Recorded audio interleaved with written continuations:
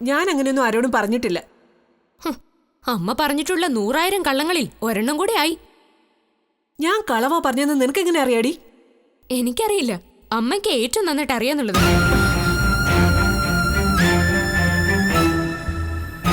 എന്തു വന്നാലും ശരി, നിന്റെ കല്യാണം ഉടനെ നടത്താൻ ഞാൻ തീരുമാനിച്ചു.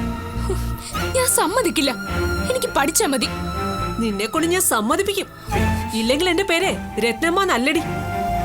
അമ്മയ്ക്കൊരു മനസാക്ഷിയില്ലേ ഈ പ്രായത്തിൽ എന്റെ കല്യാണം നടത്താൻ? ഈ പ്രായത്തിന് എന്താടി ഒരു കുഴപ്പം? 18 വയസ്സ് കഴിഞ്ഞ കല്യാണപ്രായവാ. അല്ലെങ്കിലും നിന്നെ ഇവിടെ ഇനി താമസിപ്പിക്കാൻ പറ്റില്ല. വിജയേട്ടൻ ഈയിടെയായിട്ടെ നിന്റെ അടുത്തൊരു താല്പര്യം കൂടുതൽ. അമ്മേ,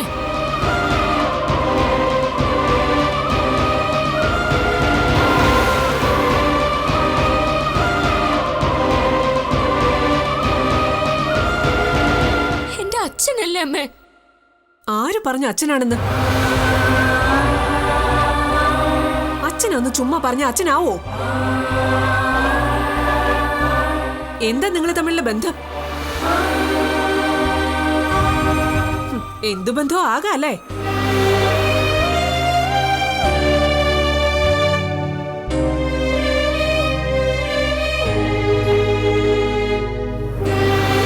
നിന്നെ +2 കംപ്ലീറ്റ് ചെയ്യിപ്പിക്കാൻ ഉദ്ദേശിക്കുന്നില്ല ഞാൻ.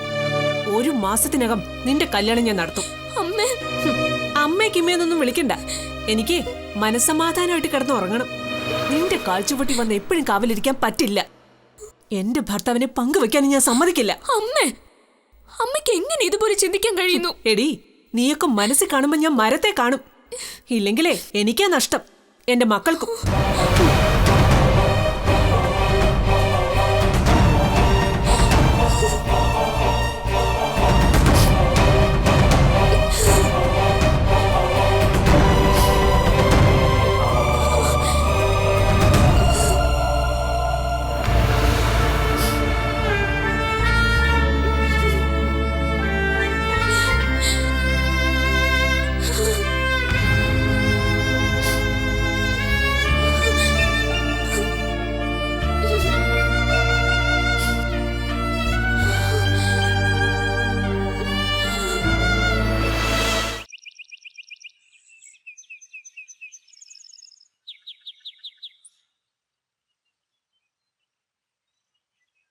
ഞാൻ പറഞ്ഞതൊക്കെ ഓർമ്മയുണ്ടല്ലോ. ആദ്യം നീ വിജയനെ വിളിച്ച് കാര്യം പറയണം. ഇന്ന് തന്നെ പറയാം. ചെറുക്കനെ പറ്റി പറയുമ്പോ ഒന്ന് കിളത്തി പറഞ്ഞേക്ക്. ചെറുക്കനെ SSLC വരെ പഠിച്ചിട്ടുണ്ടെന്ന് പറഞ്ഞു. കറുത്താന്ന് പറയണ്ട, ഇരുനിറം, എന്നാലും കാണാൻ സുന്ദരൻ. കമ്പനി ജോലിയാന്ന് പറഞ്ഞാ മതി. ഈ പാറമടയൊക്കെ ഓരോരോ കമ്പനിയാ.